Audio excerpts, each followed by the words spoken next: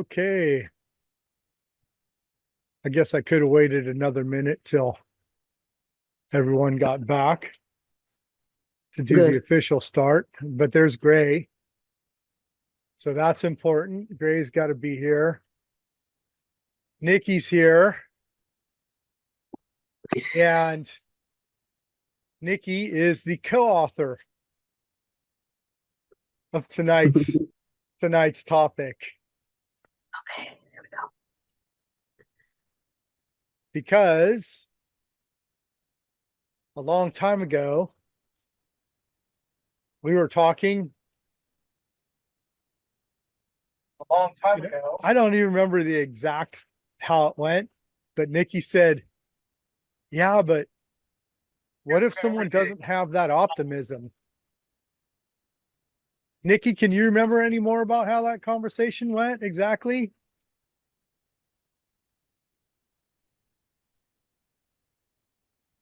So that was the gist of it.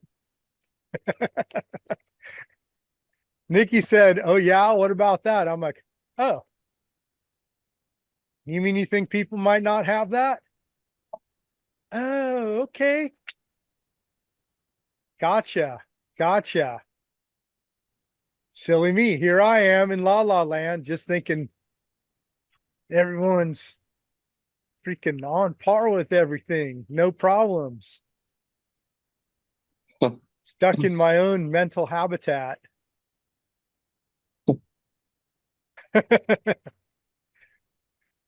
That's one of the key things when we start talking with other people and we talk about wellness is not to superimpose where we're at onto other people. Hence to meet people where they're at. So Nikki said, that's all cool and everything, but I don't think you're meeting people where they're at. Good for you, Nikki. All right. So that brought a big, right, for the rest of us. So what about for the people that are, not quite so delusional? No, that's a joke. But hey, optimism is an art. Finding optimism is an art, but isn't growing healthy mental habitat, isn't all of our personal development. It's an art, it's an intention. The first thing with finding optimism is anybody? Look for it. Look for it. If we think about the way people ask questions, a lot of times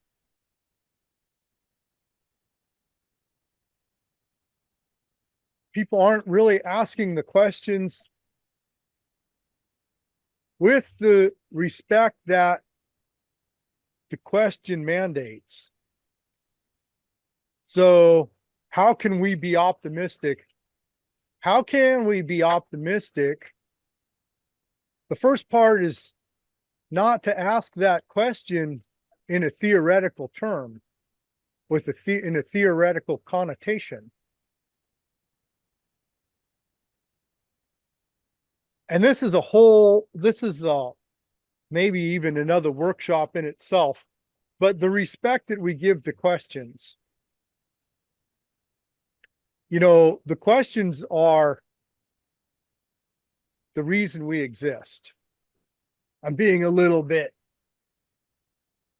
artistic here, but all the questions, that's the foundation for our motivation to find the answers. Because isn't everything a question? Isn't like at our core essence of humanity, there's a question.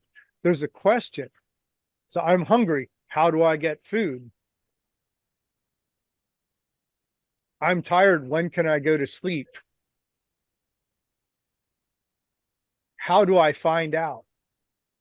So make sure we're giving that question the question. If we say the question in capital letters, capital THE, capital QUESTION, the question, give it that respect, and let's make sure that we're not asking theoretical questions, because everything we do matters, and we can degrade our ability to answer the questions by not asking them with authenticity. So get a little sidebar right out of the way there. But that's important. And here we are, growing healthy mental habitat, right? Let's grow some understanding. Let's grow some foundation. Let's some foundation. Let's make sure we've prepped our soil before we even kind of plant this seed and getting into the optimism. Let's get some context about some of these factors. So to be able to ask the question, how do we find optimism? Have we looked for optimism? So that's a big part of it. And this workshop originally started off as philosophy development and growing healthy mental habitat part 2. But I thought finding optimism is just such a big part of that, but all growing healthy mental habitat. And if we look back on our workshops, we've had introduction to environments and habitat. We've had the limits of science, which is kind of understanding, a lot of basic concepts about process and the limits of contemporary process. Finding answers. How do we find answers to these questions? And so that limits of science, understanding science, growing healthy boundaries. What are things that inhibit our ability to find answers to these questions? So sometime I will maybe put all these things together in a good consecutive order. Now it's kind of from the hip, free flowing, and it's like, oh, what are we going to do? What are we going to do next workshop? And I won't say it's completely random, but it's partially random. Maybe there's a point to go back and say, oh, well, you know what? Let's start with environment and habitat and the limits of science and this kind of thing. But anyways, we are using some of those past workshops to go forward with the future workshops. And growing healthy mental habitat is really super important to finding optimism, right? Let's say optimism is relatively scarce. So we're going to want to put some extra intention into finding that. Just like anything, if the challenge is greater, we're going to have to give some more energy into it. We're going to have to give some more intention to it. We're going to have to prepare ourselves more, right? And create maybe a little bit of a bigger context before we just start shooting from the hip. I kind of like this starting. We've been doing a little bit of a meditation, if you will. And the understanding is the soil, an idea is the seed, intention is water, action is sunlight. So we grow some understanding. If we were going to build a garden, we'd have to go get some soil in contemporary society, which is kind of where we're all in contemporary society. So we got to get soil. So we got to build soil. We have to have good enough soil that will grow the seed that we're going to plant. And then we have to give intention, water it. And after we give enough intention to this idea, and nurturing this idea and probably adding to the soil, then we have the action item. We give sunlight. We're able to implement these ideas after we've grown some understanding. After that idea has grown some understanding. So just a little natural alignment thing there. So going out of order here a little bit, but you guys know I'm Craig Smith, MyBizGuide, Business of Being Human. Welcome to tonight's wellness workshop, Finding Optimism. The growing healthy mental habitat, last week's workshop, is really, really important to the Finding Optimism. And so building that soil, building that foundation. How important is finding optimism? So we'll discuss that. Like we said, optimism, maybe it's a little bit more of a rare thing in contemporary society to have optimism, to have consistent optimism. And I like to shoot from the hip, but also I do have notes that I'll be referring to make sure that I don't miss anything, or at least try. I'm going to read the formal intro. Let's be honest, optimism can seem pretty elusive in the environment of contemporary narratives. And guess what I'm going to say next? That's right, transcend contemporary narratives. Most of contemporary narratives is based on not thinking things through anyway. But in this workshop, we're going to think it through for sure. There actually is there are some real things that we can connect and kind of bring to the surface that connect and make sense to where, oh, we can see how optimism can happen. But first, what is optimism? Anybody want to jump in and take a stab at what optimism is? Well, that elusive word of hope. Right. I'm trying to listen to my microphone here because I've got the rain in the background. What did you say, Julie? I hesitate to speak as I'm just trying to eat something at the same time. Oh, Just what came to mind is that I said that I'm kind of having a cynical attitude, which I really don't like. No, I just said that elusive word of hope seems a bit like optimism. yeah. Yeah, hope's probably a pretty good. Optimism is that believing in the future, planning for the future, believing, that the universe provides for us if we live in love and abundance. Right, believing And that there's a compassion, great positive, compassion, right? believing that there's a positive outcome.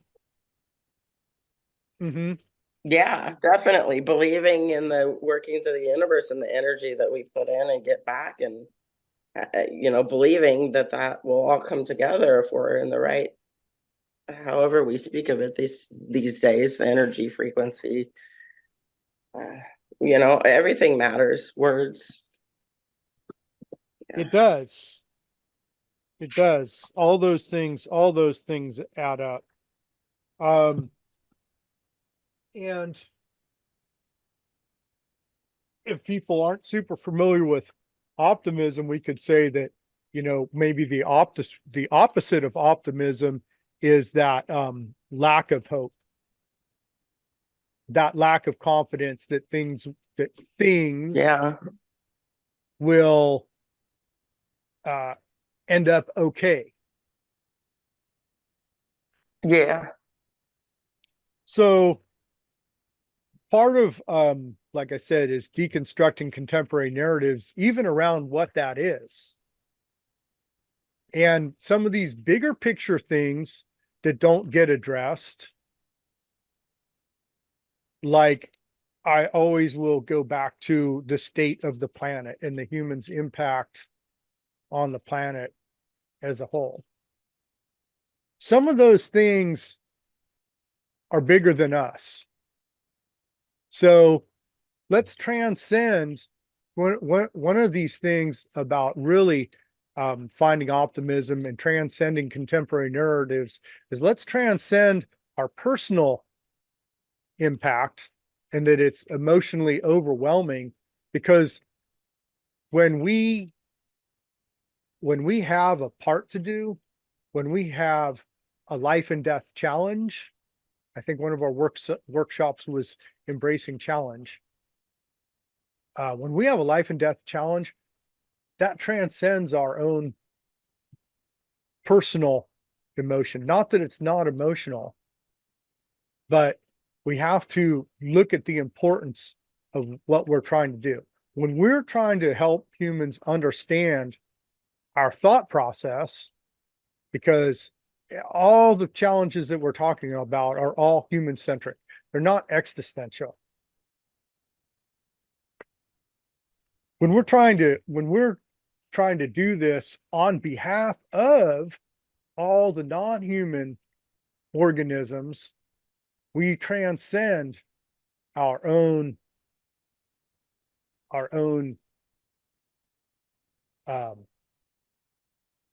recycled emotions. It's really easy for us as humans to get into our own little shell and be like, oh, I feel this way, I feel this way, I feel this way. This is overwhelming, this is overwhelming, this is overwhelming. But to cognitively understand the challenge, I think that's one place where we can put ourselves as not individuals, but as part of the solution. So instead of being in a reactive state as something receiving all of the negative implications, what about the balance of that is being giving and contributing to the solutions? So can we adjust? And this is the philosophy development part. If we can adjust our mentality to a point where we can look at things from a little bit of a different angle, then that helps open things up, and that helps open up our possibilities. And the common way I've heard that said is that we can't change the wind, but we can adjust our sails. So even if we're sailing a ship, even if we have a direct headwind, we can adjust the sails, and they call it tacking. And it's the long way, but we can make forward progress that way. So the philosophy development part is to, first of all, what are we doing? We are adjusting our mental habitat. Let's grow some things in our mental habitat that allows us to view the situation in a different light, from a different angle, right? We've been looking at this angle of challenge of, oh, how this affects me, which is reactive, right? When we talk about reactive compulsive versus responsive conscious. So if we can look at this challenge that's affecting me, it's not only affecting me, it's affecting everyone else. And we're all going through basically the same things. And especially when we talk about how to embrace challenge and how to adapt to challenge and how to, see challenge in a different light. All these challenges are growing us. By embracing challenge in general, it grows us. So that's another part of that growing healthy mental habitat, is to understand the place of all of these things beyond how it makes me feel. Okay, it makes me feel this way, and our feelings are there for a reason, but they're there as kind of a reminder. Our feelings are going, hey, this needs addressed. And so whatever is making us feel that way, ultimately, there's a responsive conscious action that we can take. And a lot of it's a lot of it has to do with growing ourselves. So to grow ourselves, to grow our mental habitat, to grow something in our mental habitat that allows us to embrace this challenge in a different way. So from being a recipient of all from being a recipient of these the negative connotations of challenge to being a contributor to the solution of challenges. So we know, and then that's how natural laws come in, is we know that there's balance. So for every receive, there's a give. Well, where are we giving to these things that affect us emotionally? And that's that seed that needs water. That's that concept that we actually need to resonate with and say, okay, where am I giving?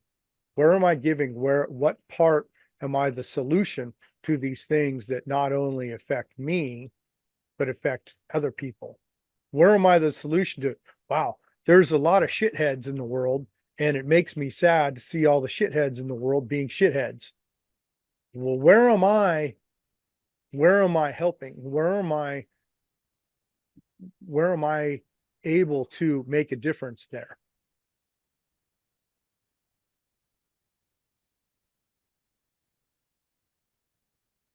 The answer, of course, is not be a shithead, number one. Well, that's easy for probably everyone here, but above and beyond that, above and beyond the bare minimum, right? Because let's not compare ourselves to the bare minimum. Sometimes I'm poopy towards those people, though. Well, and sometimes they deserve it. But you know, that's always going to be an individual case by case basis, you know. And all of us, sometimes we need more hugs, sometimes we need more kicks in the ass. And some people respond better to hugs, some people respond better to kicks in the ass. And that's an individual. And, you know, so there's all these things. But I was just using that for an example, is that where are we not only meeting the bare minimum, but where are we rising above to really actually embrace challenge, not acknowledge challenge, not just acknowledge that things are tough, okay, and this is what we got, but to take that next step and say, here's some real challenges. How can we start to break some of these challenges?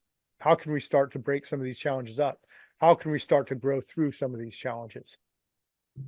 So to understand our place as agents of change, to understand that everything we do adds up, that if we say every little thing makes a difference, and I'll use the lesson from the insect world, and I like to use, you know, animals are great teachers, but all the insects add up. They're the little things that add up. That, to me, that's a big teaching. It's the little things that add up. And we're little things, you know, in essence, we're the same as the insects. So we have that capacity to make change happen. So the first part of optimism is to understand how we have the ability to make change happen. So that one part is for every challenge, there's a solution. So that's like a basic common understanding. For every challenge, there's a solution. Where's the solution? Well, if the challenge is inside the human and inside the human mentality, where's the solution? Probably the same area, right? So the solution's not external, the solution's internal. So understand that. So if it's a human challenge, if the challenge is within the human, the solution is within the human. These are not existential things. All the big challenges, all the overlay challenges, right? Because we've got natural challenges of life or death. That's true. But also there's an overlay due to contemporary societies largely not embracing the challenge of life or death itself. And so it's easy to see how by ignoring some natural processes that it's going to compound, and we're going to have some real challenges. So there's the transcending contemporary narratives. One of the narratives is this is how things are. Well, it's not how things are. It's not how life is. The human-centric frailty that has enabled the compounding of challenges on top of the original natural life challenges is what we're dealing with. We've got natural challenges, and then we've got the human construct challenges, largely by not understanding natural challenges, by not embracing natural challenges. So contemporary society not embracing natural challenges and creating a whole society disconnected from nature as a whole, of course there's going to be catastrophic effects. Of course, it's going to be a culture of people that are not conducive to healthy life, and people that are in themselves perpetuating an unnatural challenge and unnatural levels of challenge. So contemporary society, we've got, oh, where's my props? We've got the planet with its natural challenges, and then we've got contemporary society with an overlay of unnatural challenge, commonly referred to as colonialism, but linear mindset, scarcity mindset, narcissism. Well, we got a new word. Scarcity. Scarcity, right? Because written law, printed currency, clocks are not natural, but we relate to them. Scarcity of everything. Scarcity, right? Of all. Because there's the mental habitat. That's a great word. Right? Well, that'll be on Facebook tomorrow. Right after this, I'll make a Facebook post about scarcicism. It means scarcicism, all that shit. That's nice. But right, we've got naturally occurring challenge. Okay. But scarcity mindset doesn't embrace naturally occurring challenge, including our internal challenge, including our development as humans. So we've got a culture, for lack of a better term, a society that's bypassed natural law for written law, bypassed intrinsic value for printed currency, bypassed natural lifespans and processes for clocks. So when I say government money clocks, understand contemporary society, contemporary governments, contemporary colonial, same thing. We know this, right? Contemporary society has built a pseudo system on a natural system. It's an overlay. It's a delusion. And so how does it work to not acknowledge the actual system that we lived in, that built us, that built everything for a gazillion years? It doesn't work. Welcome to America. Nothing about it works. Charlene, are you having a question? Oh, hold on, you're muted. Let me unmute you here. Now, nothing about it, that statement wouldn't be optimism. Something that's been on my mind the last week and a half that came to me about the capitalism thing and about the question you're asking is, no, it doesn't work. But what they want you to believe is that you can exchange one for the other because they're trying to gaslight you. The capitalism is like just all built on gaslighting you about what is Yeah. valuable, about what is the law, whether natural law or Yeah, the colonialism is founded law. the societal reflection of narcissism. But I want to speak to what Julie said, right? So what I said, that's not optimistic. Let me disagree. It is optimistic because in order to find a solution, you have to understand the problem. And with that, actually understanding the problem, there's an intrinsic bit of wellness there.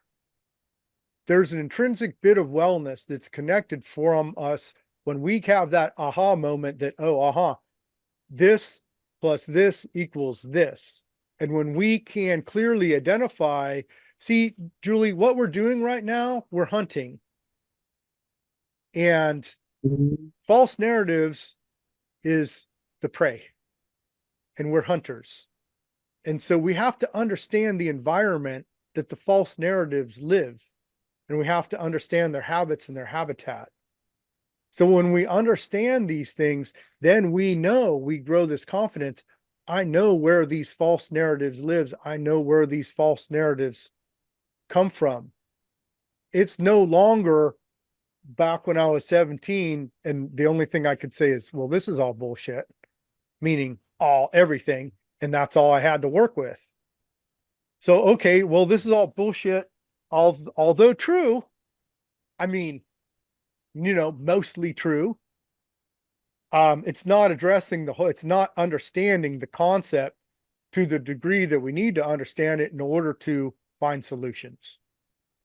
So in order to find solutions, we need to be a little bit more intentional and be able to flesh out the problem a little bit more thoroughly. So to just say it's fucked up, that's an acknowledgement of what's going on. And that's the starting point. It's fucked up. Okay. How is it fucked up? How exactly is it fucked up? And when we start to be able to point to exactly how it's fucked up, then it automatically starts unfucking itself. Does it lose the hopelessness? Understanding is- What's that? Go Well, ahead, Julie. What I was I was gonna say that notion that you have of capitalism gaslighting us was key, I think. I've It only is. recently learned about gaslighting behavior because I grew up with it and I wasn't aware until the last 5 years. So now I'm hyper vigilant to this notion of gaslighting. And when you said that, it's so true. 100%. And see how that works. And look at how this is a natural law. Look at how nature's working. When we identify a problem, when we say, hey, look, this really isn't right. And I'm going to start with the part that we all know is the relationship with a narcissist. When we know, wow, this isn't right because of this, because of this, because of this, because of the gaslight, because of the hallmarks of that air of superiority, that it's not conducive to our emotional wellness, all these things. Okay, well, that's what's happening to an individual. And remember what we talked about us being individuals. Well, now what's the societal? So colonialism is the societal equivalent of narcissism. So it's scarcity mindset, the foundation, scarcity mindset unchecked. When an individual doesn't do its introspect, to keep it simple, that goes to narcissism. So then the narcissism is creating an environment that is conducive and enabling for it not to do its introspect and not to acknowledge, right? Another hallmark of narcissism, not acknowledging some pretty basic concepts. So the narcissism, and so there's narcissists, there's people creating this habitat that's conducive to illness, and then grow that, and then it's a society that's conducive to illness. But yeah, if you look at colonialism, And then make money off it. the hallmarks, right? Colonialism has all the hallmarks of narcissism. The exact same thing that we feel from being in a relationship with a narcissist is the exact same thing we feel with being in a non-consensual relationship with the government. It's the exact same thing. It's not empowering. It doesn't recognize anything, basic human needs. It doesn't make sense. We can't talk to it, right? There's no good communication. One of the hallmarks of narcissists, you can't speak to a narcissist because a narcissist isn't speaking to itself. And look at all the layers of government. We don't have real conversation with people put in charge. Oh, look at the leaders. Look at the so-called leaders in contemporary society. They don't know shit about the organism or the environment. They don't know shit about the people or the environment that the people grew up in. They just have power for the sake of power. And so they can deflect in whatever way. Anyhow, we have a Angela here on Facebook Live saying absolutely about what we're talking about, gaslighting at a societal level. Yeah, exactly. That they have for everyone never apply to them. Like you said about the power, they put themselves above the rules. They just make them for everybody else, control others. Right, and that's the wag the dog. Right. That is creating a false environment that's conducive to addiction. That's conducive to when we talk about ego, when we talk about egocentric and wants without context and scarcity mindset, that the narcissist just makes up rules as they go based on their feelings at the moment. There's not consistency. It's random. And if you touch on it and there's no questions allowed, there's no deep Not feelings or needs. It's just believe. It's just believe. Oh, by the way, look at contemporary religion. Just believe. But in reality, we want to question, we want to work with each other and hold like spaces like this so we can have, hey, what are these deeper questions? And does this add up? Does my, instinct align with my objective thought process, align with my emotional intelligence, align with my ancestral wisdom? And use all these things and understand and embrace the challenges and embrace those more challenging challenges, which again, the narcissist will never embrace the real challenge. Oh, and colonialism will never embrace the real problems. It won't fix anything because that's not where it's from. That's not the mentality that it's from. And this isn't, well, I mean, I was going to say this isn't the colonialism bashing segment, but it really all is. Because it's so important to understand the habitat that we're subjected to and to understand these things, because this is all human centric: scarcity mindset, narcissism, colonialism, capitalism, right? And there's the capitalism, the substitute for intrinsic value: food, water, shelter, physical, mental, emotional, spiritual wellness. Printed currency, inanimate object. Oh, so they're building a society that disregards the natural habitat and that just focuses on this replacement for like almost everything. It's just the most stupid thing. If our species survives, it'll look back and be like, damn, they were fucking stupid as shit. It's beyond our capacity. And it's best not, there's no sense wallowing in that. It's like, and then here's the point. Like, okay, we get it. We know that. So let's move on. But we have to know it while we're moving on, or we're just going to keep getting run over by these things in contemporary society. So again, last workshop was healthy mental habitat. And one of the ones before that was growing healthy boundaries. So grow healthy boundaries with collective. When we say collective conscious, that's 90+% linear mindset, contemporary mindset, colonial mindset, same thing. So just a note on the full gas. I'm sorry. Go ahead. I was just gonna say, just while we're touching on the whole narcissism, gaslighting, how about just the ultimate truth and honesty? Yeah, those things. I mean, connecting with what is a huge part. And that's why I said, Julie, when you said, oh, well, that's not very optimistic, but we're connecting, we're facing the truth. And so always, no matter Right, how right. challenging, Reality. right, exactly. No matter how challenging it may seem, without a holistic understanding of embracing challenge, no matter how daunting the task, it's always better to understand what it is and face the challenge, because Yes, just be careful with words like nothing. And exactly. yeah, you know, That's a sign. not acknowledging the elephants in the room gets us stepped on and shit on, right? There you go. Yep. So like there's big picture things, like I said, I always go back to the planet because that's the biggest picture thing, right? I mean, that's the biggest common denominator, that we're all here, and that this functioning living ecosystem that we're all here in is being threatened by members of our own species. So how do we deconstruct that? We can't get paralyzed in our own emotions around that. We need to find solutions.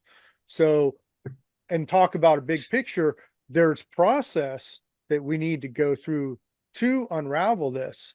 Another thing about contemporary society, narcissism, colonialism, capitalism, is disregard for process, disregard for the actual points needed, the actual steps needed to take to grow into something that can transcend these challenges. So, we Which is take a really lot of exactly what time you're up doing. front. Yes, we take a lot of time up front with the understanding the challenge. Because if we don't understand the societal reflection of narcissism, we're not going to get too far, because it's not we're not an individual, we're not in a vacuum. Our ecosystems are connected to all the other ecosystems. So we have to understand, while we're embracing these challenges, while we're trying to grow, we have to understand that here's some challenges in our environment that is not going to be conducive to our growth. And I think that this is a real important thing um, to recognize in addiction. People quit the substance, but they don't understand the mentality that got them into a negative relationship with the substance. And we say substance, but that could also be materialism, of course, or ideologies. So people have unhealthy relationships with substances, well, materialism, substance, ideologies, these kind of things, but they don't understand how intricately we're connected to contemporary society, because contemporary society is extremely conducive to addiction because it's not doing its introspect.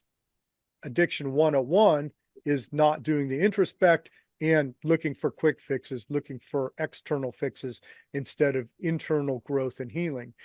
I'll refer to Gabor Mate here. Foremost physician. If you don't know Gabor Mate, you should definitely check out Gabor Mate. He's really good about discussing human behavior in a natural environment, talking about addictions. And I'll make it quick, but he says, yeah, no addiction in hunter-gatherer societies, even though we had all the compounds, all the medicines, but no addiction. Because there was an understanding of the need to, there was intrinsic understanding of external habitat and internal habitat in traditional societies. And so contemporary society, lack of understanding internal habitat and people being people on their own volition and their own intricacies, and lack of understanding external habitat. So, engaging challenge, just that engaging challenge, right? So now we're dialing into the every little thing adds up. When we engage challenge, we already, there's a naturally occurring wellness component there. There's an instinct, there's something that resonates with us by engaging challenge that gives us a little bit more energy, that gives us a little bit more of a boost, even if it's engaging such a traumatic challenge as, what we face in contemporary society. So when we talk about walls and boundaries, some of these things are walls that we have within ourselves. And so to understand where we're not letting wellness in because we've built so many walls up to just try in an effort to try to stifle all emotion in general, but it's also stifling good emotion. So there's a part where we need to heal ourselves enough to where we can let some new new acknowledgments, some new understanding, so we can look at our challenges in a different light. And so we can feel when we're growing, right? Contemporary society, linear mindset, will listen to everything that's being said and say, yes, no, yes, no, yes, no, yes, no. That's linear mindset. And it doesn't go very far. There's more to it than that. There's the emotion, the cognitive part. And, my big thing is cognitive growth and healing, but to explain these things, but then here's the explanation. Then you have to take the next part on your own and, meditate on something that resonates and grow ourselves into something that can receive good information. Are we able to receive optimism? Is our mental habitat conducive to growing optimism? Is the first question that we need to ask ourselves. Do we have that capacity? All right. So there it is. So everybody just stop and ask yourself, take a note. Do you have the capacity to grow optimism? I think that Because if you are don't, you sorry, I'm gonna keep moving a little go bit ahead. here, and then at the end, Sorry. we'll have Sorry, I thought you were. no problem. Do we have the capacity for wellness to grow? Do we have the capacity for optimism to grow? If we don't, well, then we need to start there. Let's work on our habitat. Let's get to the point. Let's grow our habitat. Let's look at our habitat, right? And if you're at that point, I'd say the first thing is understand how critical it is for everything else that we have a habitat conducive to optimism. Because if we have a habitat conducive to optimism, then that's going to facilitate our ability to create change. If we don't, we're just going to get stuck. So everyone here, and here's contemporary society again, so many people stuck in, and this is why it's so important to understand the impacts of contemporary society, because people get stuck on me. Poor me, poor me, poor me. Everything affects me. I'm so emotional. This is debilitating. But if we can logically say, but there's more at stake. There's more at stake than just me. And that's a big part of change, and resonate with that. And if we're honest with ourselves, we probably get sick of me. And there's a natural part where we want to give back, right? Because when we're receiving, where's the give factor, right? We're receiving what we would translate as negative implications. But then where's our give back? Where's our response to that? Where's our response to that challenge that can change that so we're not receiving negative implications, or so other things aren't as affected by this negative implication, or even or even to grow into beyond ourselves, to understand just the benefits of embracing challenge in general. So cognitively, we can reason through some things and put ourselves in a position that we can understand that embracing challenge is good, and we can, embrace challenge. We can feel for this part of wellness that we grow when we embrace challenge. So that was another workshop, embracing challenge. So if we understand these things, embracing challenge, if we understand these big picture challenges, there's a big picture challenge. There's a balance, that there's a naturally occurring wellness that happens, that we feel when we embrace the big challenges. Again, not embracing challenge, avoiding a challenge is never conducive to wellness. In fact, I would say, and I do say, and I will say, that avoiding the challenge is the first part to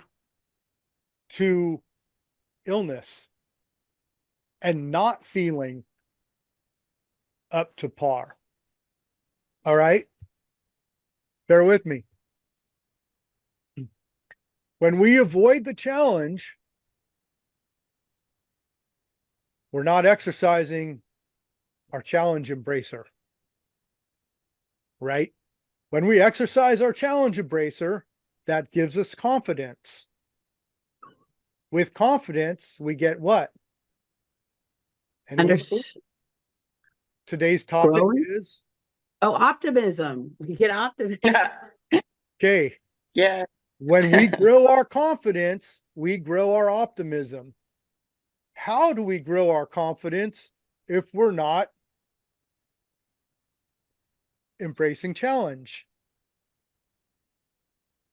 If we don't embrace challenge, our confidence naturally deteriorates because we haven't used our challenge embracer.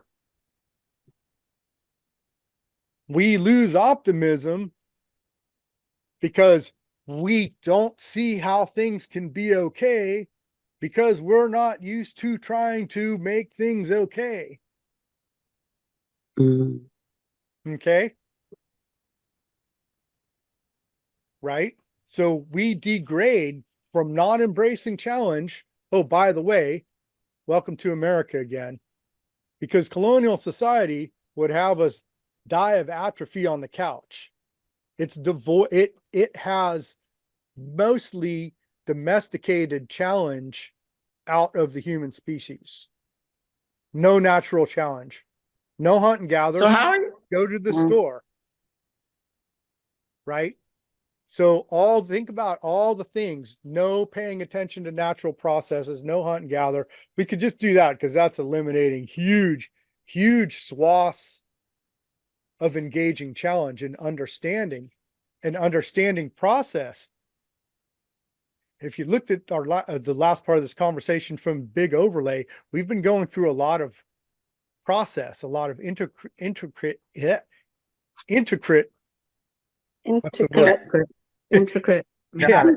intricate process to unpack and provide some more context to embracing challenge and finding optimism. So when we're not, so here, back up a second, contemporary culture, contemporary society doesn't have a lot of challenge. It's bred that whole concept of embracing challenge out of contemporary society as a whole. With that creates more challenges. but we haven't been engaging real challenges. So Do you mind defining challenges? what's that? What all are you considering challenges? Or what's your premise of challenge? If that's too big of a offshoot, maybe.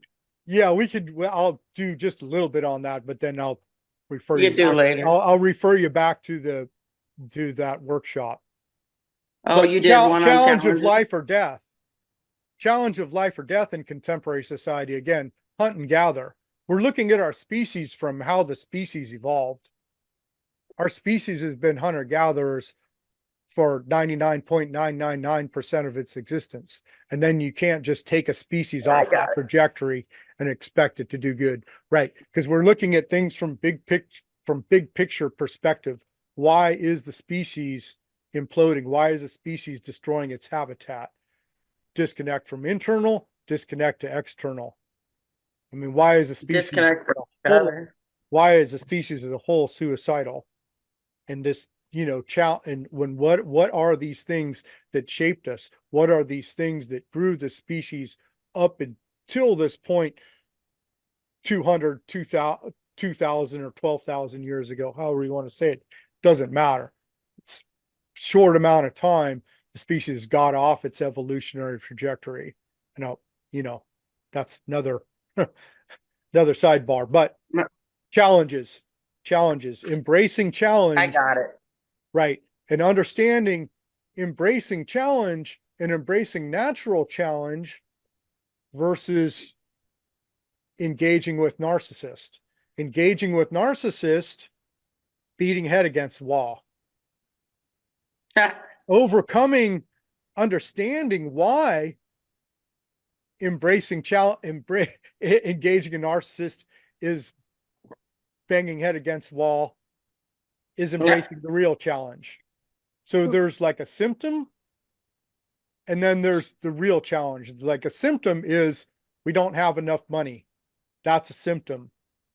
The real challenge is way more complex and human centric, and also, that is a challenge. But also we have big picture things, and what we need to do as a species, we need to grow our understanding in a holistic perspective, so we're not just chasing symptoms around. Not saying, yeah, run your ad in the newspaper, get a job, whatever. Right. Let's just table all that. We need to do that. That's where we're at. But the big picture is that, we need to not be stuck in only that. So do we see how that embracing challenge grows our confidence? And our confidence is directly related to optimism, because when we say, oh, I can't see how things can possibly change, that's from the mentality of someone who doesn't have the confidence to understand the situation and rise to the occasion.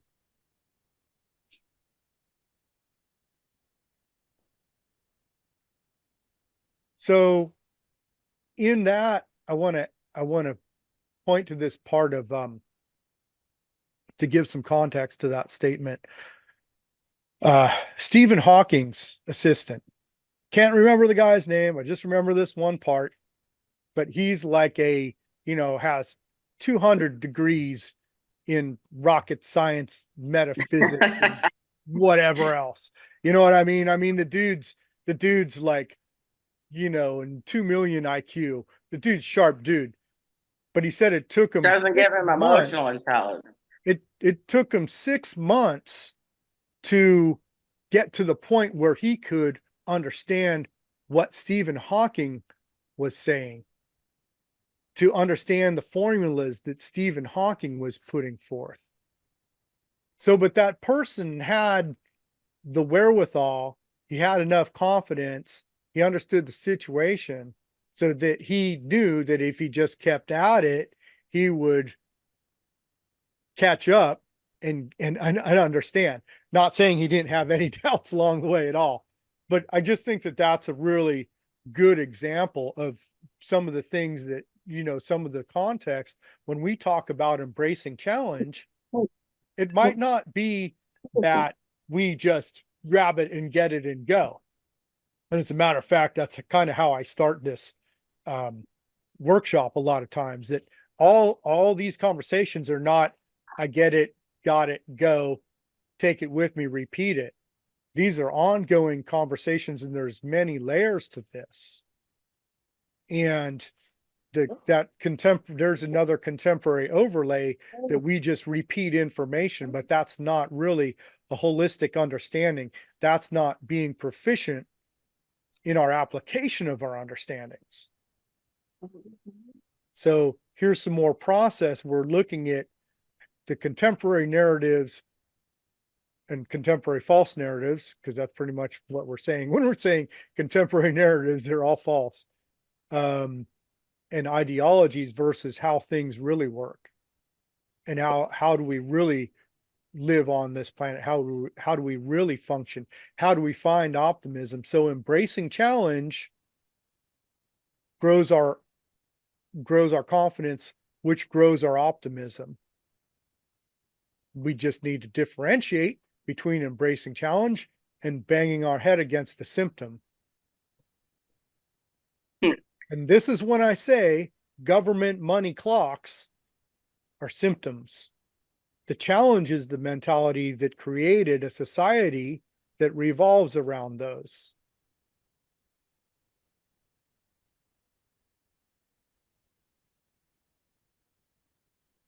Right? Government money clocks are symptoms.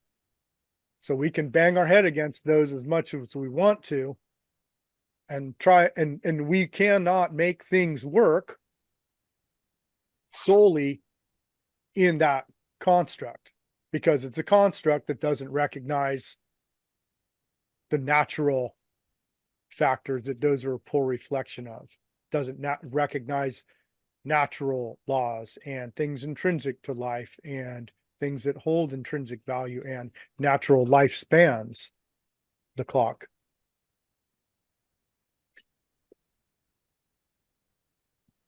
Those things don't recognize the way that our species has evolved since forever, and every other species still is, except for the animals that we domesticated.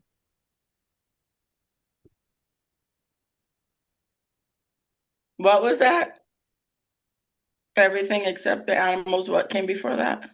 The animals that we've domesticated, that the basically contemporary, I'll say governments, but contemporary ideologies of human management don't embrace working off written law, printed currency, clock time, don't acknowledge the natural factors that our species developed with, and the other species are still working with, except for the animals that we right. Thanks.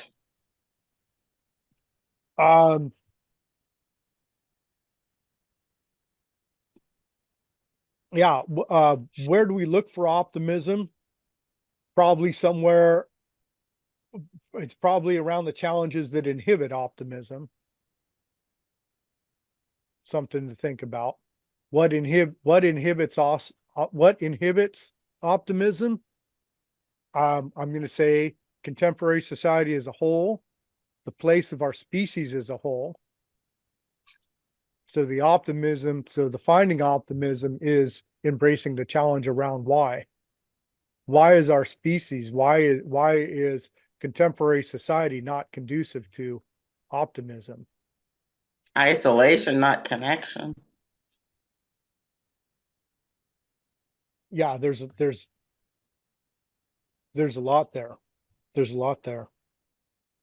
And when we say, connection in the holistic sense, again, connection to natural process. It's always natural process. Disconnect from natural process is a big deal. We can't work disconnected from the planet that we live in, that the ecosystem that we live in. If a fish was a thinking fish and it was in a fishbowl, what would it be like for the fish to not acknowledge that it was in a fishbowl? Wow, that went over my head. Well, contemporary society, fair enough. Contemporary society doesn't acknowledge the natural planet that it lives in. And it's built a society, it's built a pseudo system inside a natural system. So that's Right. always going to be, so that's always going to be an issue.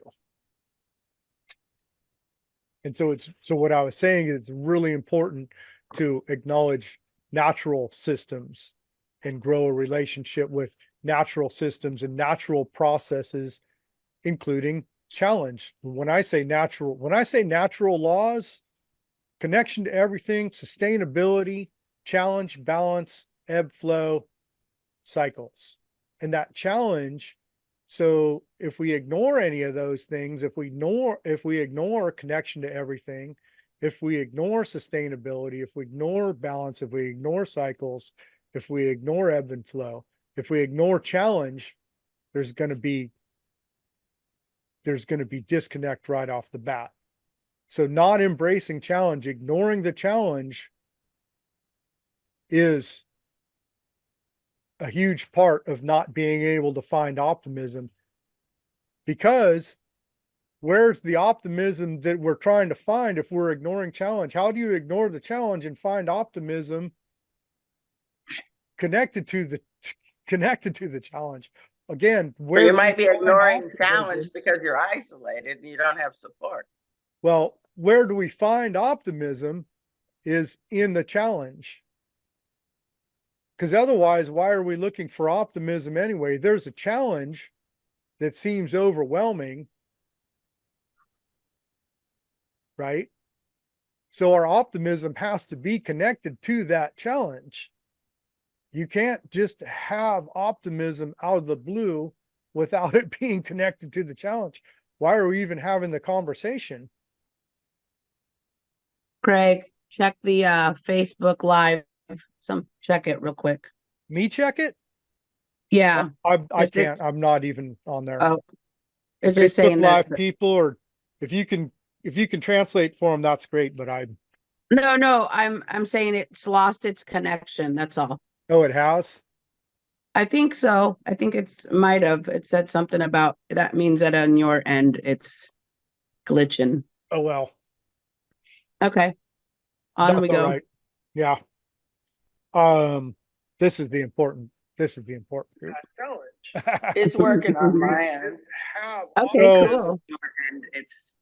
So does everybody understand that the optimism has to be connected to the challenge? So if we're not embracing the challenge, we can't have optimism.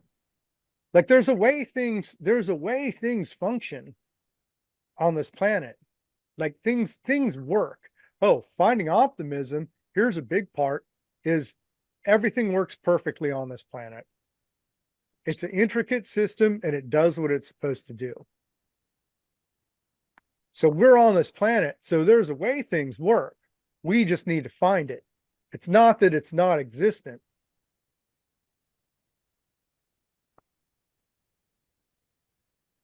So that connecting to the challenge is a key part of optimism. We can't find optimism and think we're gonna avoid the challenge and then find optimism in aspect to the challenge that we're avoiding. Don't you have to have a little optimism you can go round and round? Hello, brother. Can you hear me? Hey, how'cha? Let's let Hehogletio Wichasha. Woglika Wanaya. Can you hear me? How? I had a hard time looking for a headphone here. I don't know what's wrong with my camera, but I could hear you guys. But anyways, I wanted to tell you something on that challenge and optimism. Right now, as I speak, we got a lot of optimism going on right now. Look at these colleges. What are they doing? They're protesting. Some are for the, what's going on over there. Well, in the same concept, we did the same way for Little Bighorn. As far as warriorism, since you guys are talking ism. Anyway, as far as warriorism, we take our kids, like me, my little boy, 9 years old, 10, 11, I'd go take him, and it's our way, the way. I'll rough him up, not harshly, not rudely, and not deliberately or purposely, but to see how much strength he has. We'll wrestle. Hmm. That's where he Huh. gets his optimism. Huh. Dad's wrestling me, but this is our way. And then soon as he becomes a man, then that's where his challenge comes. That's where this challenge comes. Okay, I'm a young man now. I'm ready to take this challenge. I gotta go get a buffalo. I gotta go on a war party. I gotta go on a hunt to provide for my family. I gotta protect my land. That's where his challenge comes in. But like my dad always said, remember the spirit, remember the body, remember the heart.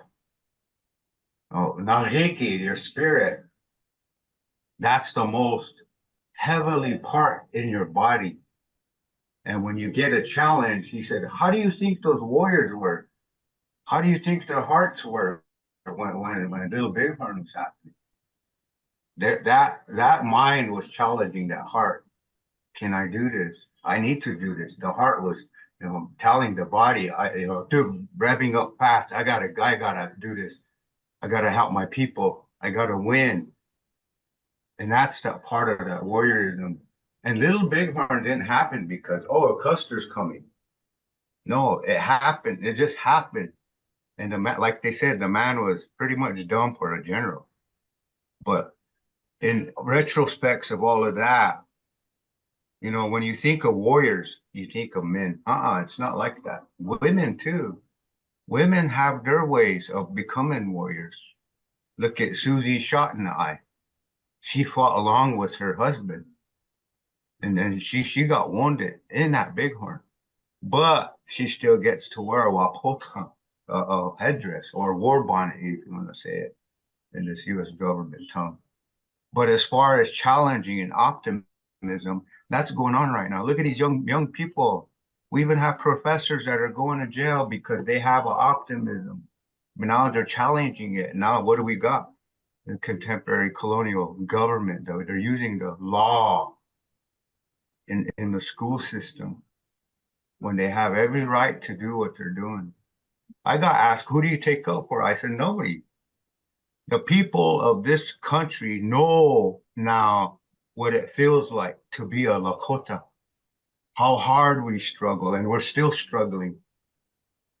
Our lights get cut off. We don't get water. Look at our housing. So these are the things that I tell them. They're same people. That's just like us and the Dakota people fighting each other for Black Hills. Pretty much not really smart. If you ask my kids, it's not smart. They're both common people, like what elders will say. Oh, hey, oh, who knew? They're two-legged. But in our Lakota ways, remember, we were four-legged people. We were four-legged beings. We were the buffalo. And that's another thing. We're doing a little study on how the buffalo protects itself at night. That's something I really, really like. And it's going good, how they protect themselves. We see them at Yellowstone. Yeah, we take pictures, and some of them, they get gored and whatnot. But you should see what they do at night. Totally different, totally from what they do during the day. So that's just something I wanted to throw out. But that's a concept we use as far as warriorism. So we have a thing called koshkalaka, meaning a young boy turning into a young man. We koshkalaka, meaning a girl turning into a young woman. This is where they do their challenge. And not only do they do their optimism, so do the people they watch. And the people will say that optimism. That's a little Ohitika. Yeah, she's brave. The Woksape. Yeah, she's smart. That's what the people will say. But that was our concept of how what you're explaining there. And I really like how it's going, because it reminds you of the way my elders spoke with me as you guys are talking. And really, I like to have an ear when it comes to that. But that was just my point, brother. Lila Pilama, ho hechitulo. Wopila Pilamia Ehane Woxabi Kalilo Washtelo. So Tom, Wopila, yeah, thank you. I'll translate a little bit. Thank you, Tom. Tom just gave really good example of traditional societies and the how traditional societies respected, understood, and implemented these things. When Tom was saying that, you know, when there was a battle, people rose up and they didn't think about themselves. They didn't think about, you know, oh, geez, what if I get hurt? This kind of thing. It was a life and death challenge. And yeah, you might not make it, but that's beside the point, because some things are bigger than our own life. And when we talk about survival of the planet, that's bigger in our own life. And so embracing this challenge of the humans and this human illness is bigger than ourselves.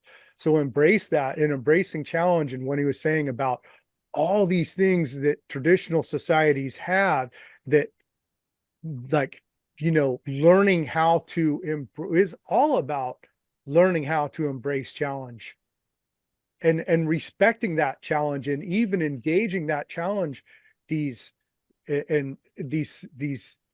ceremonies, you know, Inipi Sweat Lodge, Humblecha Vision Quest, Wianwachipi, the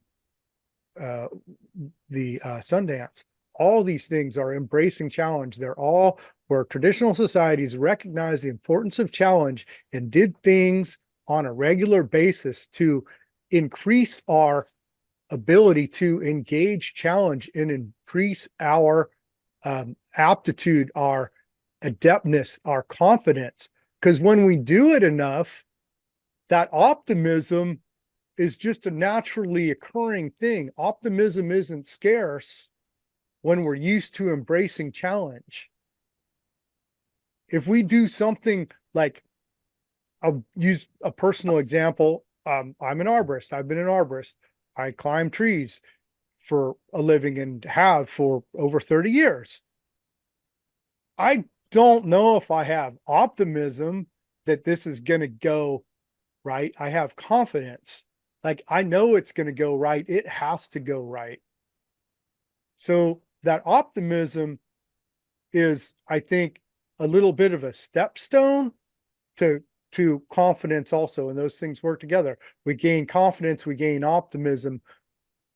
Then that optimism, you know, helps us with our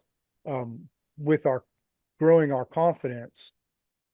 But we need to gain ultimately, we need to gain confidence in order to overcome these things.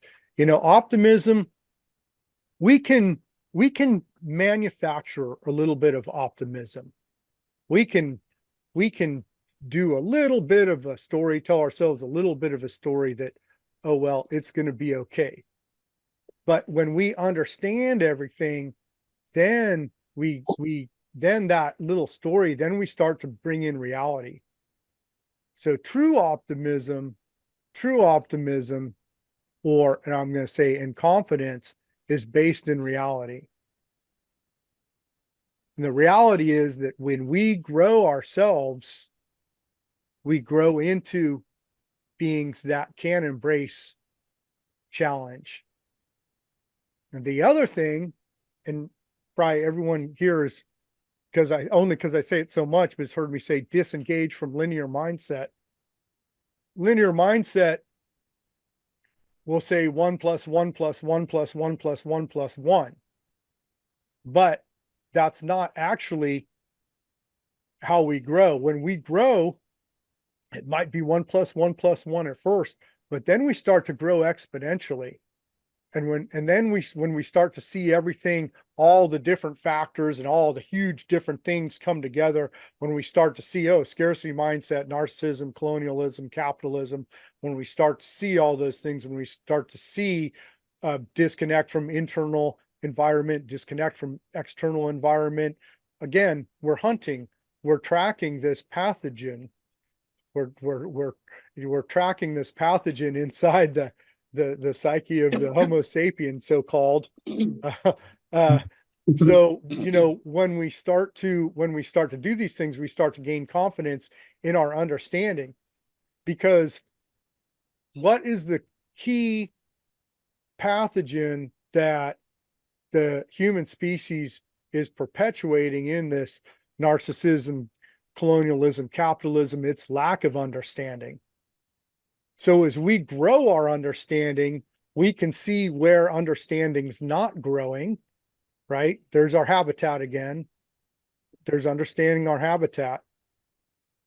So, and then these things grow exponentially. So we can really start to dial in, and then we can, the more we understand a challenge, the better we are able to negotiate it and grow through it, and embrace it.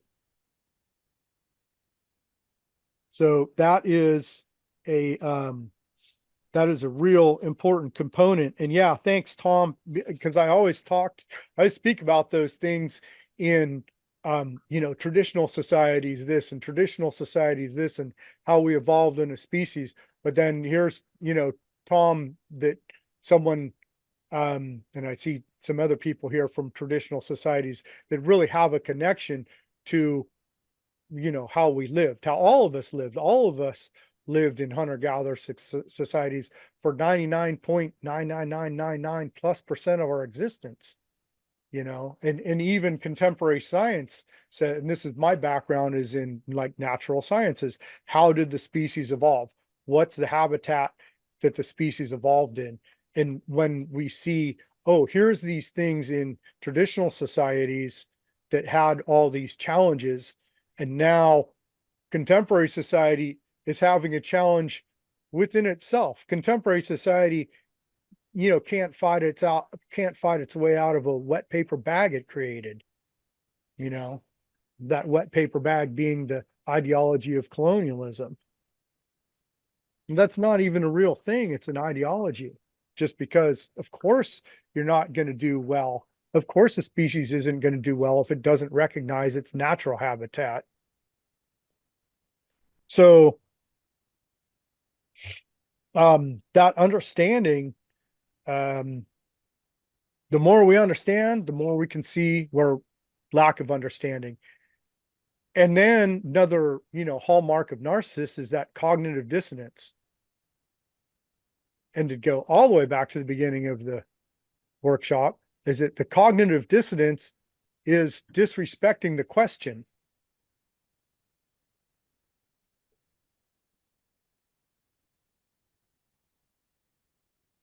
So if we think about embracing the challenge, the place of the question, if we think about when we speak to some people in contemporary society, they don't have respect for the question. Cognitive dissonance, to ignore information.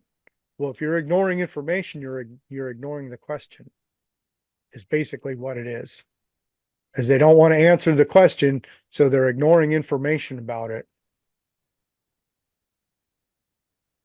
But that's not embracing challenge. If someone asks a challenging question, what do we want to be able to do? We want to be able to answer the challenging question, not throw a bunch of shade on the person asking the question, or throw a false narrative, or put the question in a different light. Answer the question. So again, more examples of contemporary society and the environment of contemporary society, the collective consciousness disregarding, being disrespectful of the questions, which is being disrespectful of the answers, of course, and disrespectful of the challenges. I'm going to check my notes here a little bit.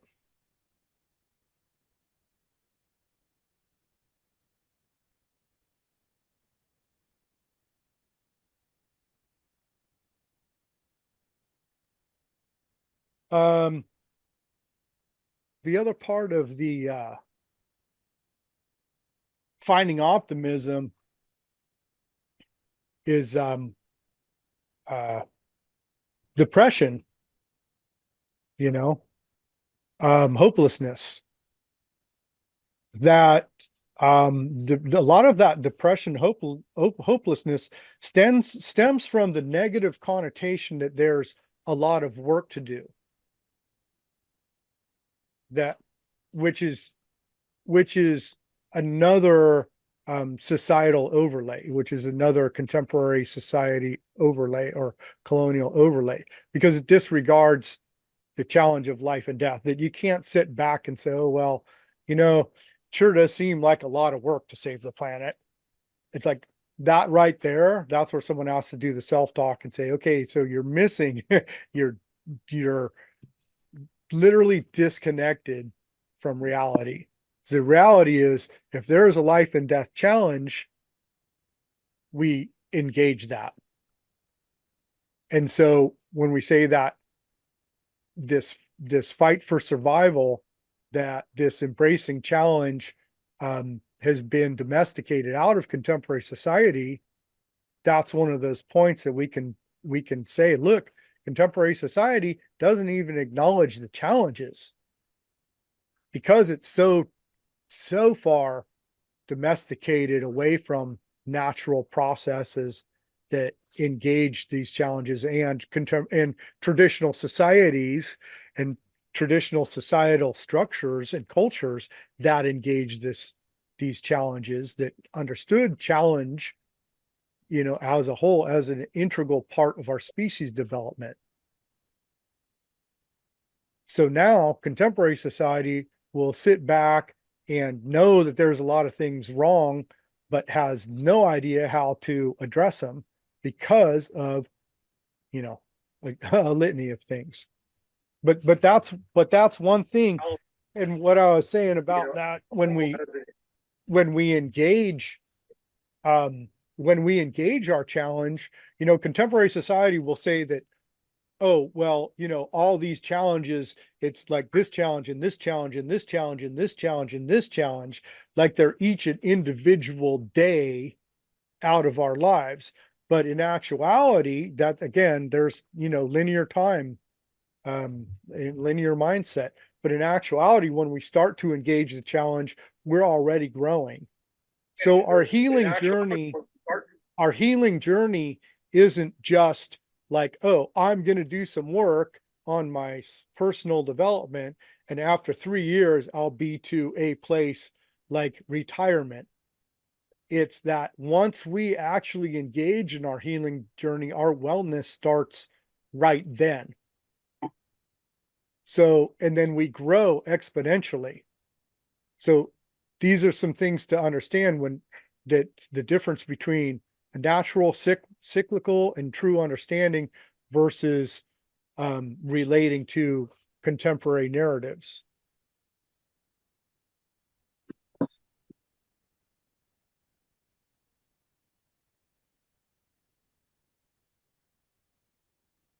So that exponential growth is another thing. And like I said, is that optimism is based on reality.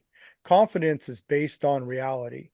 So we can cognitively understand that, yes, this makes sense. Embracing the challenge, we have to have optimism. We have to embrace the challenge to have optimism, because that's where the optimism goes, is with that embracing, whatever specific challenge it is, and not to just build this scenario where all these challenges are wrapped up into one thing. Let's be intentional about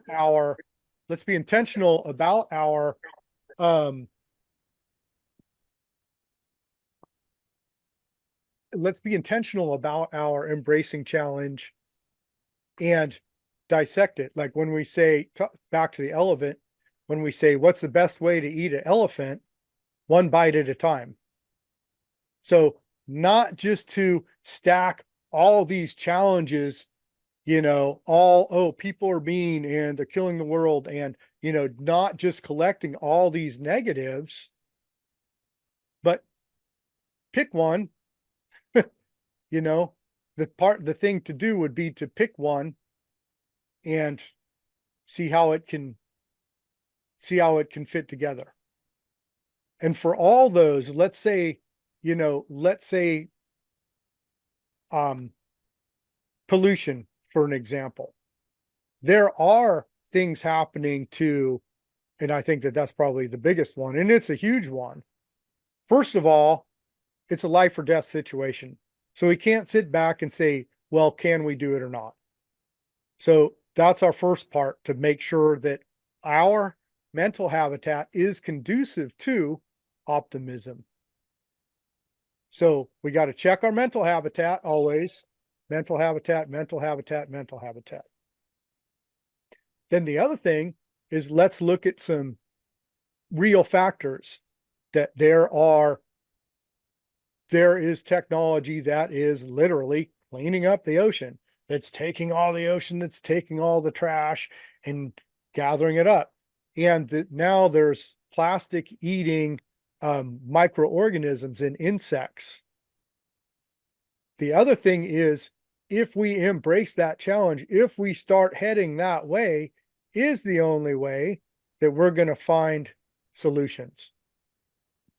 And we need to start heading that way, because what else is there to sit back and not embrace challenge?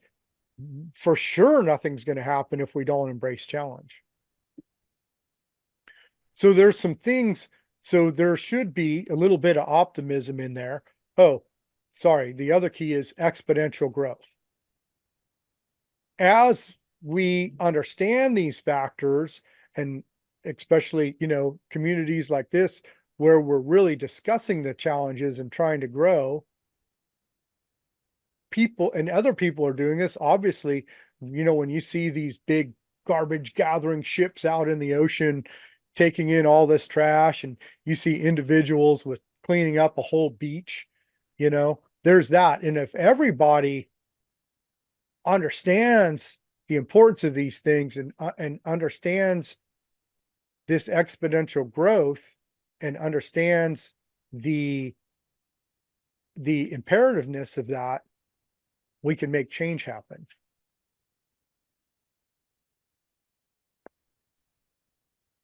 So compound effect, exponential growth, getting outside of ourselves, growing our mental habitat into something that can facilitate growth. We have to hold space for change also.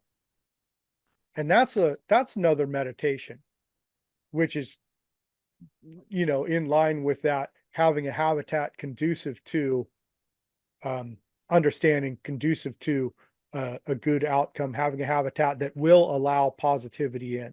But we have to hold space for change. We have to let that happen.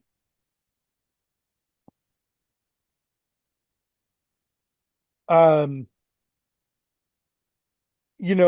thing that, when we're talking about lack of understanding, when we talk about lack of understanding, we talk about some different personalities in contemporary society. We've got people more in the cognitive dissonance aspect, and we've got people in the, embracing and wanting to know and wanting to embrace challenge and understanding and grow our understanding. Well, shouldn't wellness grow over illness? And shouldn't the understanding understand the lack of understanding? Wait, what? Yeah. Go back. Hold on. Shouldn't understanding understand the lack of understanding? Okay. So what I'm saying is that it's a human-centric problem, and we've got fools and sages on both ends of the spectrum. And so if the fools are the challenge, shouldn't the sages be intelligent enough to grow themselves into something that can transcend the fools. So basically saying, can we not outwit the nitwits? Yeah. Right. So that's a us. Oh, and then the ball's in our court, right? We want that autonomy. I have more confidence in my ability to solve problems and to give it away to someone else. I have more confidence in people trying to solve problems than the people trying to avoid problems. Right? So there's some logical things that we can, that we can understand, that we can, understand like logically with all the intelligence, with all the capacity that, the human species can make a gazillion different external accoutrements. Is it not logical that ultimately we'll come back to ourselves and start understanding ourselves? Now, look at our personal path. Have we not all taken the long way to understanding ourselves? Have we not all avoided ourselves first before coming back to embracing ourselves? And I am fortunate enough to work with a lot of people that what I say have medicine and that are outliers. And this is my observation that, and I know some traditional medicine people, fortunately. But all the medicine people, all the outliers, all the people that have really amazing natural gifts have all tried to avoid themselves almost at all costs before coming back around and embracing themselves and embracing their true gifts and acknowledging their self. So doesn't it make sense that as a species that's going to be reflected? We already see that colonialism is a reflection of narcissism, right? And in our own path, we've all like tried to ignore our natural instincts and our natural abilities and inclinations before coming back around. So also doesn't make sense that with everything else, after colonial society chases materialistic goals, isn't there a part where, there's, oh, maybe that's not exactly what's going on. And that is a thing, even in colonial society. There are, I mean, it's kind of like a readily accepted understanding that it's not all about materialistic pursuits. Sure, there's a few outliers that are still clinging to that, but overall, I think the general population, even in colonialism, in colonial society, would say, yeah, it's not all about materialistic, but they haven't gone back and really fleshed that out enough.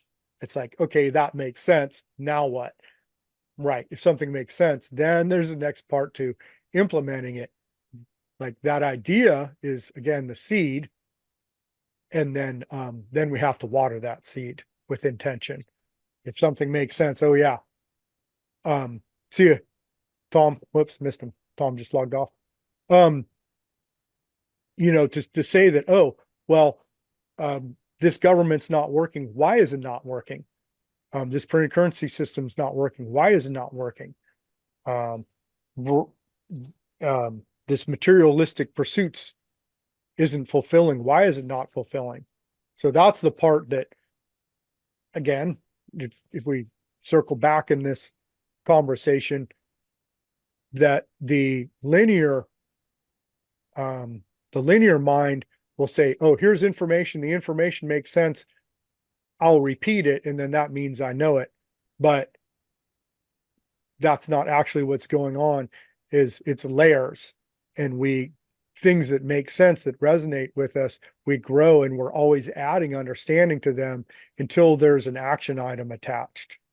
So to know something with no action item, that's just a storage bank. That's just collecting data. And so the difference between knowledge and wisdom. So wisdom is the knowledge applied. People say knowledge is power. Knowledge isn't power. Applied knowledge is power. So the wisdom is applying the knowledge that we have.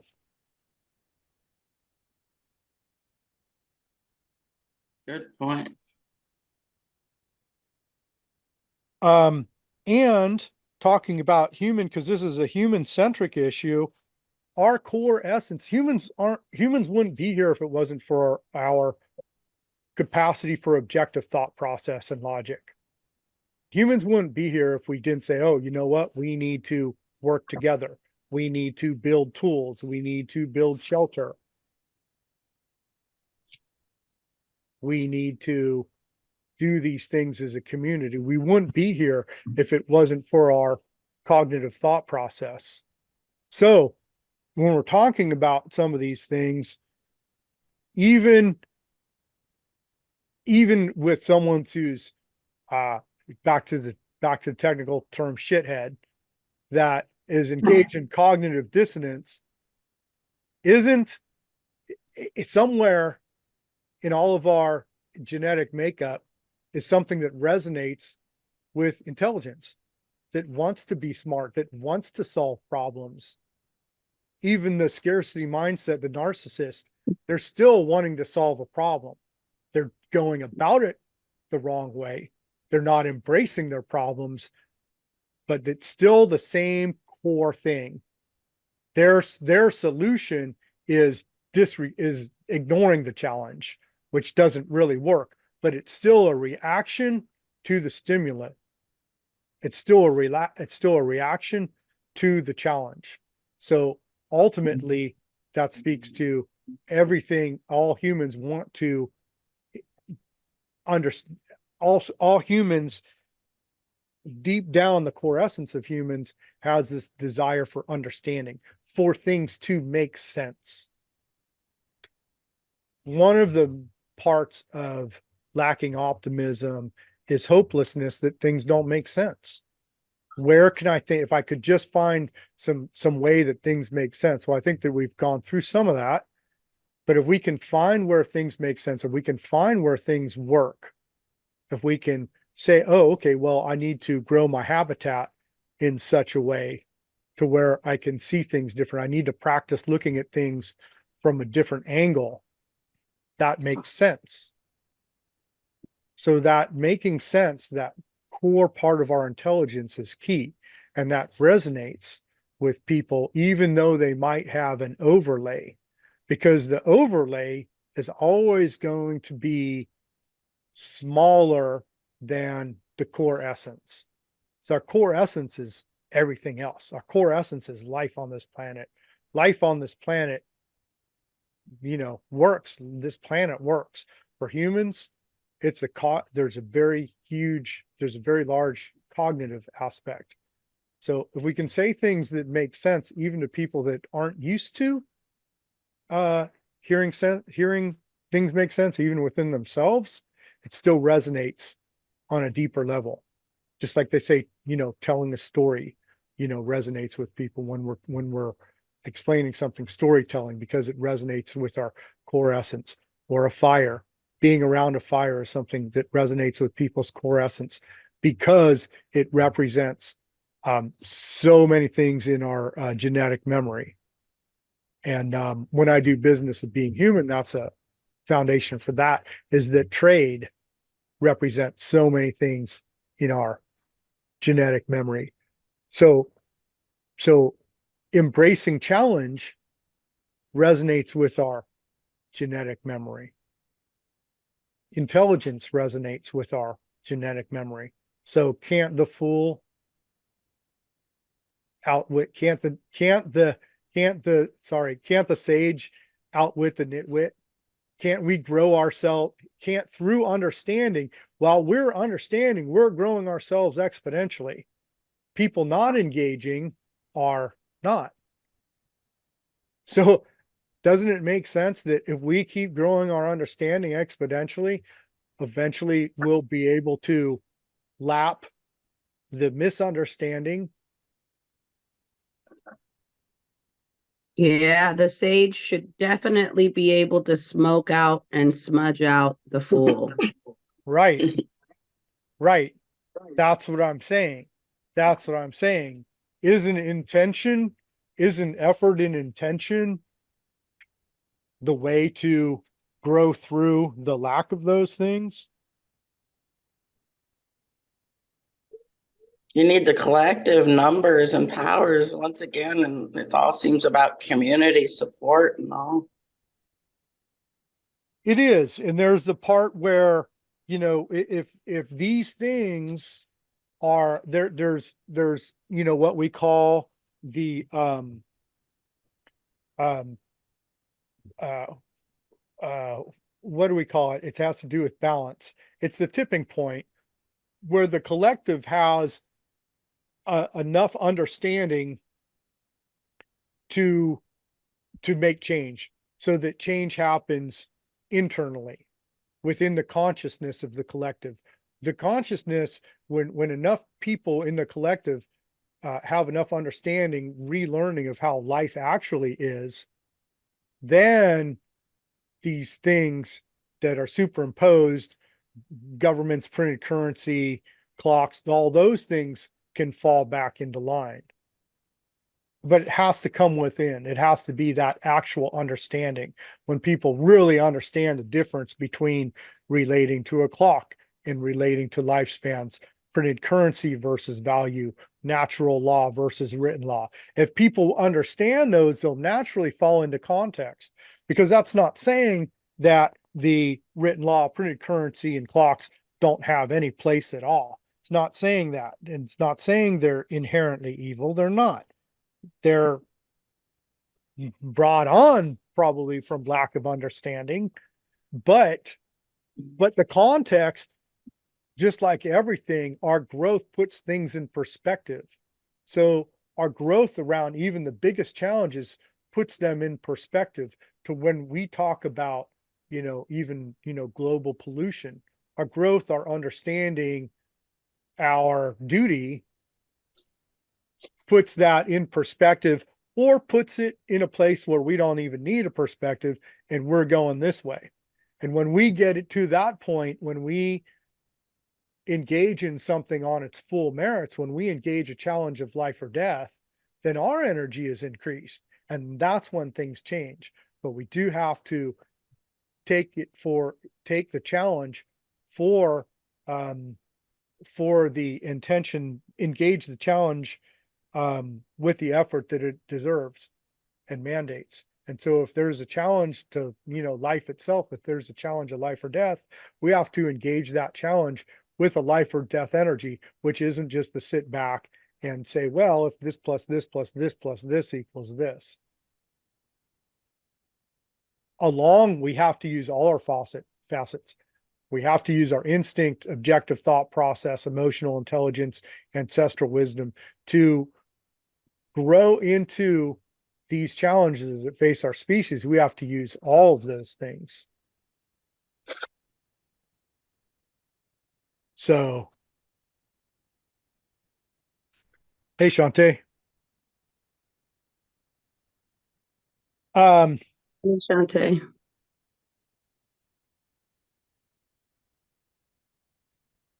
Oh, hey everybody, good evening. I just saw your face up there.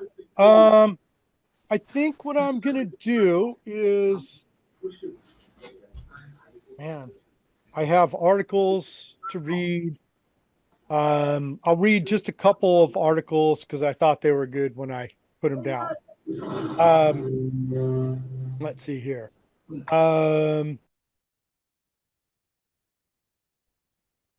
Finding optimism when it looks like our whole species is failing, it is. But just remember how all of us individuals had to hit rock bottom before we could rise up and finally get a handle on shit. Doesn't it make sense that if the individual is that way, then that's the way of the masses also? Stupidity is not sustainable. There is real chance for change. If we succeeded, so can others. Plus, they have it easier because they have us to help. We are the people we wish we had.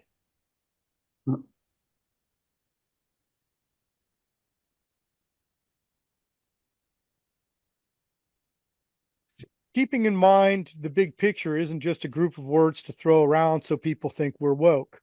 When actually embraced and implemented, the big picture view gives us an angle in which to see everything.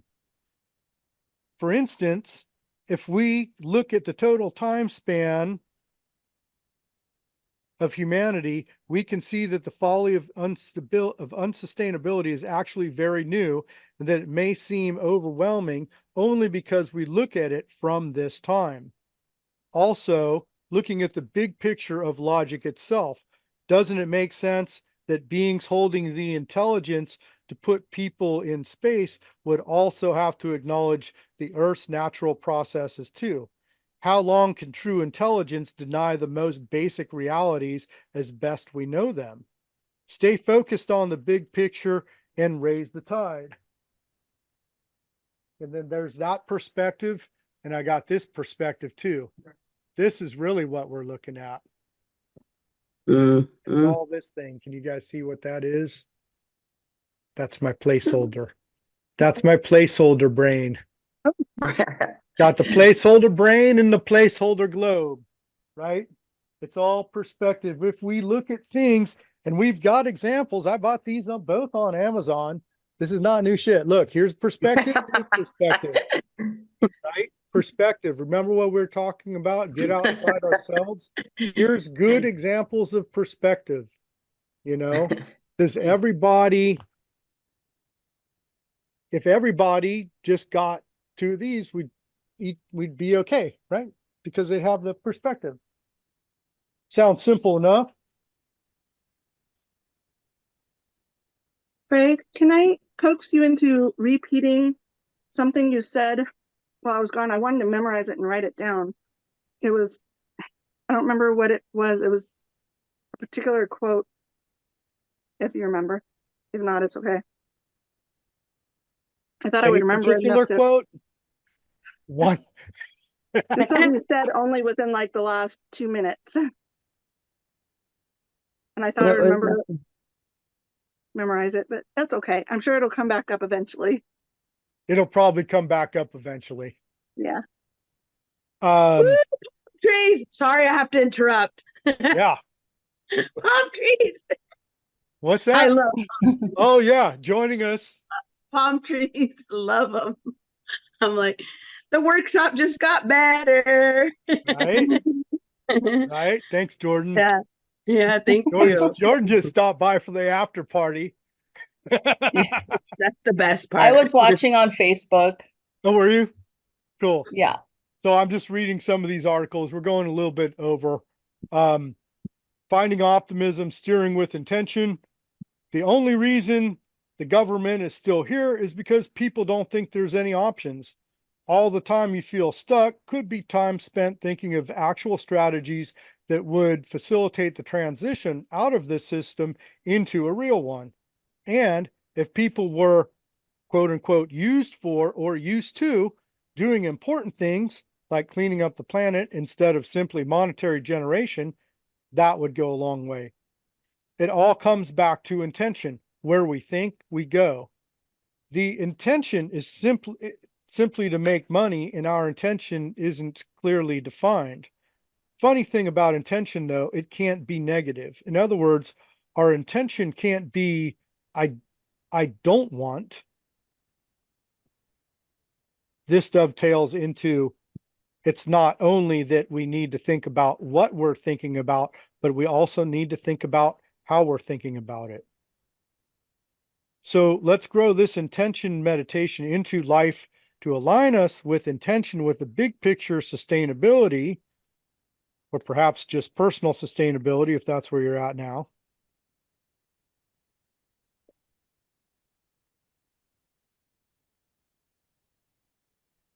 Logic works if you work it.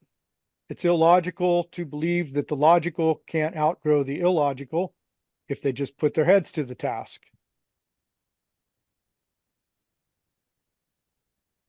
The human species isn't in the state that it's at due to lack of thinking.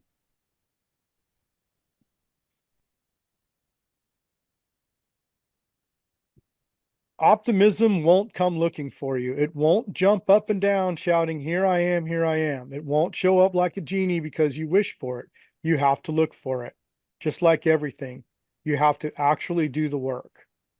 Sorry, contemporary society is so bad at reality, and that's what you've been immersed in your whole life.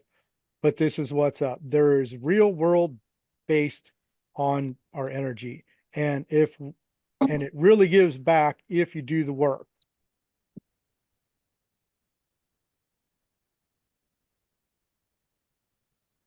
Inside the status quo, there's a million little places to put something else.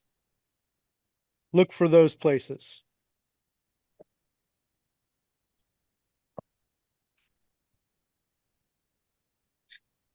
I'll call it there. So that was the class, Finding Optimism.